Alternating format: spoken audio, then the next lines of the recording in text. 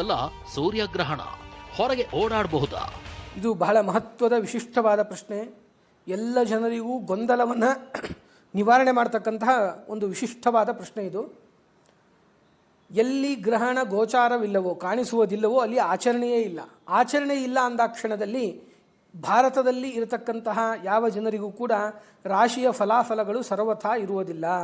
ಗ್ರಹಣ ಇಲ್ಲಿ ಸಂಭವಿಸದೇ ಇರುವುದರಿಂದ ಇಲ್ಲಿ ಯಾವುದೇ ವಿಧವಾದ ಉಪವಾಸದ ಆಚರಣೆ, ಸ್ನಾನಾದಿಗಳ ಆಚರಣೆ, ಬಾಲಕರಿಗೆ, ವೃದ್ಧರಿಗೆ, ರೋಗ ಪೀಡಿತರಿಗೆ, ಗರ್ಭಿಣಿಯರಿಗೆ ಯಾವುದೇ ವಿಧವಾದಂತಹ ನಿಬಂಧನೆಗಳು ಸರ್ವಥಾ ಇರುವುದಿಲ್ಲ.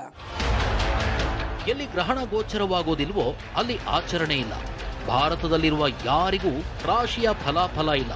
ಗ್ರಹಣ ಇಲ್ಲಿ ಸಂಭವಿಸದೇ ಇರೋದ್ರಿಂದ ಯಾವುದೇ ವಿಧವಾದ ಉಪವಾಸ ಆಚರಣೆ, ಸ್ನಾನ, ಯಾವುದೇ ರೀತಿಯ ನಿಬಂಧನೆ ಇಲ್ಲ ಅಂತಿದ್ದಾರೆ ಆಧ್ಯಾತ್ಮಿಕ ಚಿಂತಕರು.